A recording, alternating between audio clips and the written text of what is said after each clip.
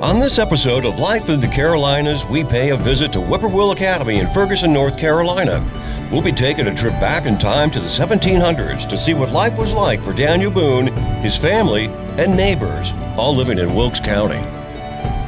We're literally stepping back in time. We are. Right? So it's not just a meal together, but we're going back to the 1700s. Yeah, this particular recipe, and as well the cornbread and everything else we have, comes from a 1750 cookbook. There's a lot of this stuff that people have forgotten about. It's just lost history. Well, the good thing is that I know this is fresh. Yes. Right? Couldn't get any fresher. On this episode of Life in the Carolinas.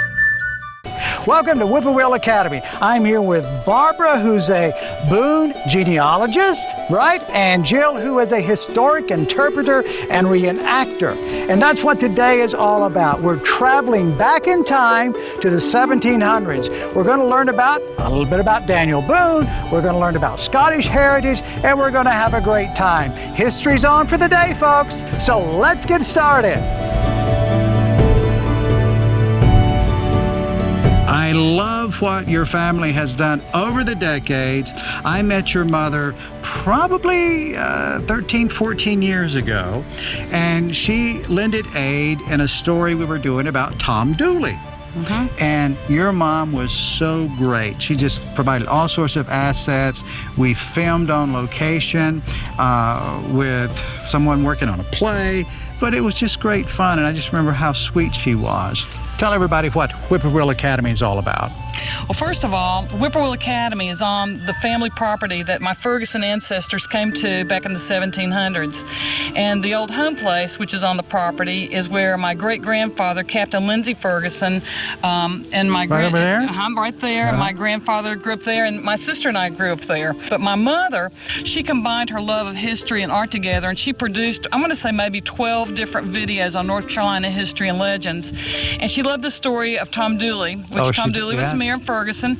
And Daniel Boone also lived in Ferguson longer than any other time in his life. He had 3 different home sites here. Daniel Boone was here for 20 years. And so my mother she did it at first 2 separate festivals, the Tom Dooley and Daniel Boone combined, and that didn't make sense to me since they're 2 different centuries. So I separated them, then we flip-flop. Like this year it's Daniel Boone, next year it will be Tom Dooley. But she started moving buildings here so that she could use it as an educational place for students and people who want to know more about history and art. We have an art gallery here. We really were almost like colleagues more than mother and daughter. Don't you think that's a little bit of all educators, though? When education is your heart's passion, there's even cross generations. I interviewed one family, a grandfather, a mother, and the daughter, and they were all educators in different parts of their life, but they all had this compassion for humanity that I think maybe only teachers have. When she married my great-grandfather, his first wife had died and left 4 little girls, and she made sure that they got an education, and then her 7 children with my great-grandfather thereafter were educated. So I just think there's always been an interest in education in the Ferguson family. I can't tell you how excited we are about today, because you are celebrating a period of time, the 1700s, which this would be the time that America was being discovered as far as a new land, right? That's right. And Carl, the Fergusons were neighbors of Daniel Boone. Yes. And one of their children went over to, when my great-great-grandmother went over to visit Rebecca Boone, the children were cutting reeds off the riverbank, and one of my ancestors used one of Daniel Boone's knives that were left at the cabin and helped the kids cut the canes on the riverbank, and she got cut really badly and had a scar for the rest of her life. So the Boones and the Fergusons were neighbors. I want to say that I'm just so glad that my husband hasn't said, Margaret, I didn't sign up for this, because it's a lot of work to maintain all these buildings and keep it going. But I have to say, we have amazing volunteers who come to help, and it couldn't happen without those volunteers coming in to help us today. He knew what he was getting into. You think so? I think so. Let's go take a look. Okay. Something that they would have made with cornmeal. You are very welcome.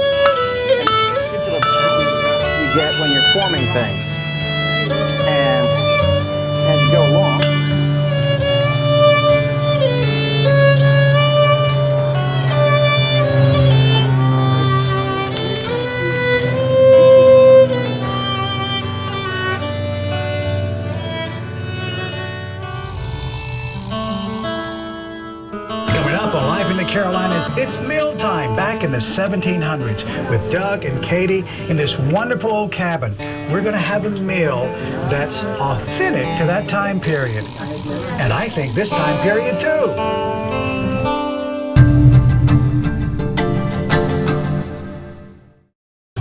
Tim Larson, how are you, sir? I'm good. How are you today? Oh, what a beautiful setting you have here. And because of that, I feel good. Yeah, that's nice. Yep. So, you're a painter, you're here at Whippoorwill Academy, you're on the board. Let's talk about how your artwork has celebrated history and nature and what this means to you. I come out here on Daniel Boone Day or Tom Dooley Day and set up my paints. Usually there are kids. I let them help me paint some. Right. Today I'm doing the log cabin there.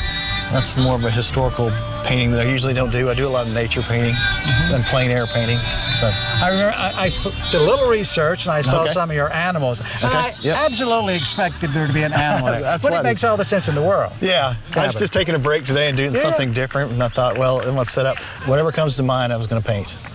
I've been talking to people today about the idea of history and what celebrating history or just exploring and learning about history, why it's so important. What's your take on that? You know, you should preserve what we have. It's where we learned what we do today. You know, painting started way back in before the Renaissance with cavemen and cave art. So, you know, you just got to keep moving and revisit that. And like I said before, eventually I'd like to grind my own pigments like they used to do and do a painting the old-fashioned way. Are you going to do that? I think I will, yeah. Well, let's follow that, okay? We want to follow that along because I think that's such a wonderful idea of where not only you're painting history, but then doing it in that style that it would have been done. I guess we could say the way the masters would have done it, right? Well, I like a challenge, and I think that would be challenging. Yeah. Trying to mix a pigment to the color. I can mix it from, you know, pre-packaged paints, but going from scratch, from berries or dirt or clay, I think that would be a challenge. So to create the colors that we see here, so the greens and the blues and the browns, so what type of pigments do you imagine that, what would you use to make that green? Oh gosh, ground up leaves probably. Ground up leaves? Grass, herbs, anything with that tint. To create the color. Yeah. And the brown? The browns would be, we're in Wilkes County, so I'm sure it's red clay. Red clay? Red clay or mud from the creek, you know. And the blues? The blues would be a tough one, probably be, I'm imagining blueberries. Blueberries? Blueberries, you know, dried. Dried blueberries? Yeah. Well, it kind of makes sense, Yeah. right? Any pigment that you see in nature that has that color. Your closing thought on the power of painting? My closing thought would be, don't stop. If you've never picked up brush, pick one up. I'm in a plein air group that meets every Wednesday, and we have talent from beginners to older people. It's just great to get out there and do it, and I think anybody can do it. And don't tell me you can't draw, because you can. So get out there and paint. Get out there and create. There you go. Get out there and paint.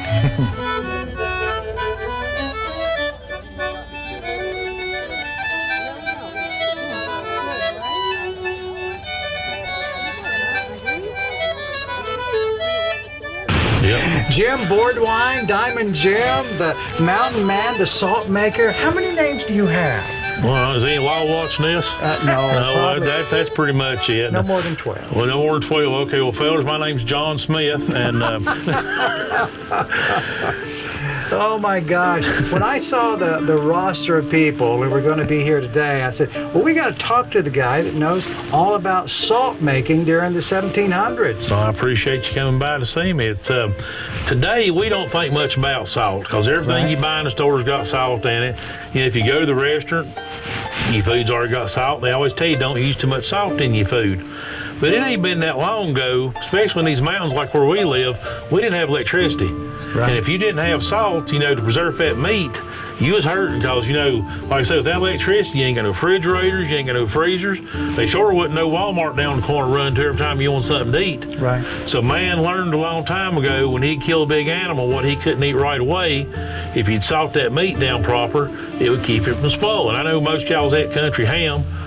That's what it is, you know. When they killed them hogs, they'd cut it up, clean it real good. They take hands full of salt, pack on that meat, really rub it in good and pack it on. And the salt draws moisture out and it forms a protective barrier around that meat that won't let no bugs or germs get into it.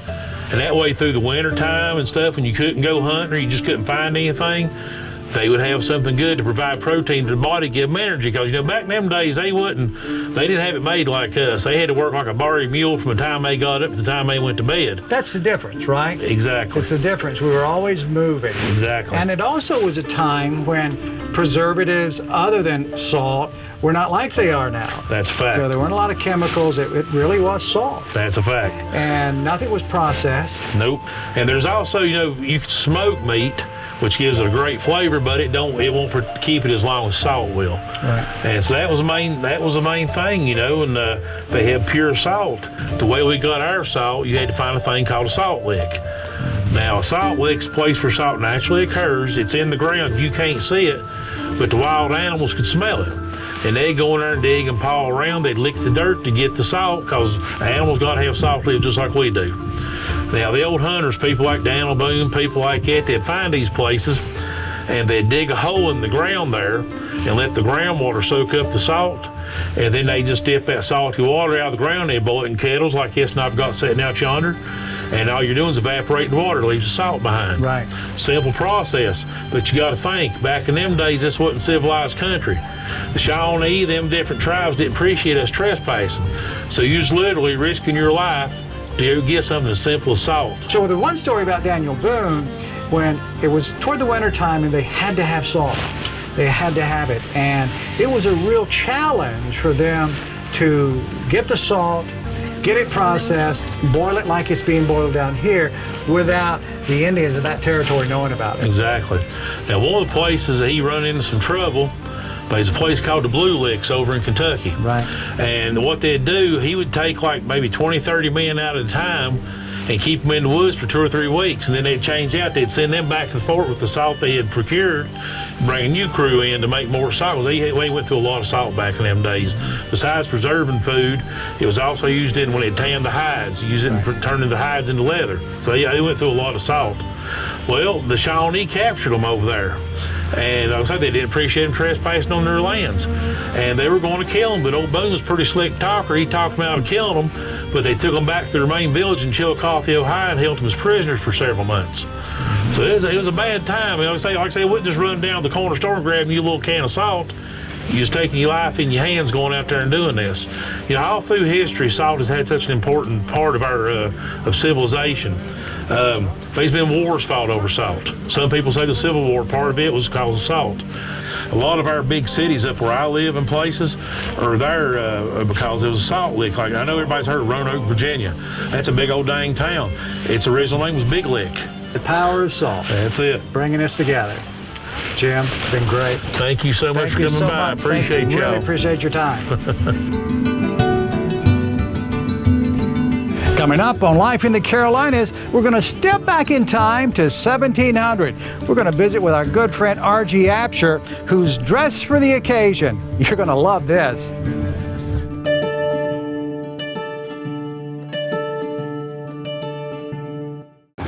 Doug Mitchell, how are you, friend? I'm doing great. How are you doing, Carl? I'm doing great. It's no surprise to see you in this cabin preparing food with your wonderful daughter from the 1700s. That's right. She's been my daughter for a long time now. 1700s, that's a very... You age well, dear. Thank you very much. That's great. Come from good stock. Yeah, absolutely. What are you doing today? Well, we're making, we've got a barley soup going here. This is from a 1750 cookbook that we found. Okay. And it's got barley, it's got some pork in there, it's got turnips, onions, carrots, and we're just letting it simmer, and then it's got about a cup of barley in there too. Okay, so a nice savory soup. Nice savory, right? All right, it good. Represents things that you would have found in this area at this time. Fall's coming, the roots are getting pulled up, and people are cooking them and probably trying to set them back and prepare for winter. I've parched some corn here that we're making the cornbread with.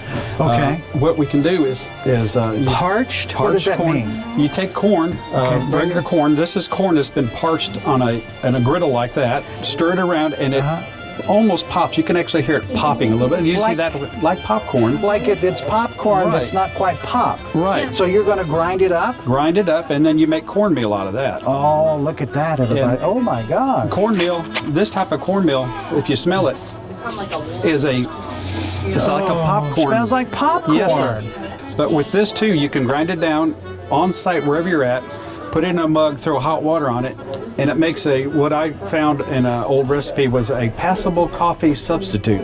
And it's a delightful warm drink, almost like a warm popcorn essence. It's really good. So a popcorn coffee? Yes. Yeah. Oh my gosh. Daniel Boone had it going on, everybody. You know it. Let's all get ourselves a cup of popcorn coffee, sit around the fireplace, and tell stories. I'll drink to that. Let's get some popcorn.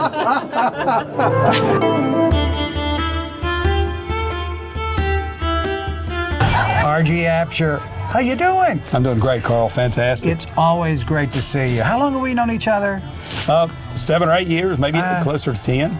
I would think that the 1700s and the story of Daniel Boone and the embodiment of Daniel Boone, he would most assuredly have been America's first great outdoor trail guy, right? Exactly.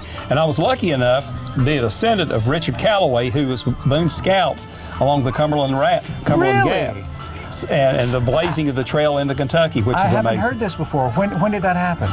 What did you find out? I found that out with the tool that a lot of folks use these days, Ancestry.com. Sure. And going back and tracing the roots back in the genealogy, studying that, and confirming that I had an ancestor with Daniel Boone. Boone resided here in the foothills of the Blue Ridge along the Yadkin River and at least 3 home sites here in Wilkes County. But we're part of a festival, a gathering of people who are coming to this event to observe life as it would have been in the 1700s. Right, and it's really fantastic. We have a lot of people today who are interested in preserving that little quadrant of history, because when we can make it real from what we refer to as reenactments. Right. And doing period cooking and spinning and weaving demonstrations and axe throwing and all the different things that you can do, that our Scotch-Irish traditions and Scottish traditions here in North Carolina are yet strong. Yes. And what a way to celebrate that. What a better way to do that than here at Whippoorwill Academy. Well, I'm so excited. It was great to see you again, RG, and catch up. I love listening to you tell history stories. Huzzah, as we say. That's right. Good to see you, RG. Thanks a bunch.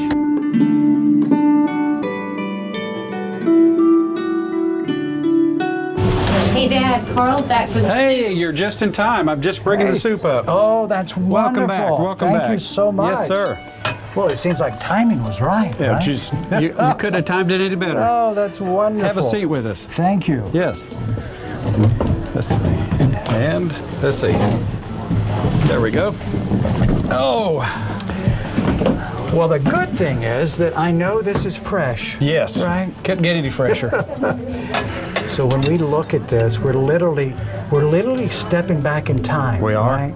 So it's not just a meal together, but we're going back to the 1700s. Yeah, this particular recipe, and as well the cornbread and everything else we have, comes from a 1750 cookbook.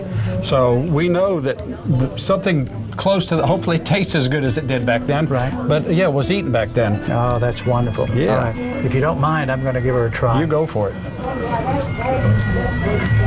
Oh my goodness, it's wonderful. Well, I'm glad. There's a lot of this stuff that people have forgotten about. It's just lost history. They might read a little, and then they ate a meal. And in a book, to grow a crop like cabbage or anything like that takes time. It takes months to grow, and then to prepare it and cook it and stuff like that. It's neat that it's being preserved. It's not just just a sentence in a book someplace. The kids and my grandkids now can actually see what it was like that their great-grandparents would have been going through. Well, I love it. Thank you so much. Yes, sir. Cheers. Cheers. That's Cheers. right. Cheers. Family in the cabin. Oh, Slanja. Sanja. Yeah. What a great day we've had at Whippoorwill Academy. Stepping back to the 1700 and getting a little feel of what life was all about. There's something good about taking a look at history. It lets us know where we come from and why we are the way we are. It's been a great day.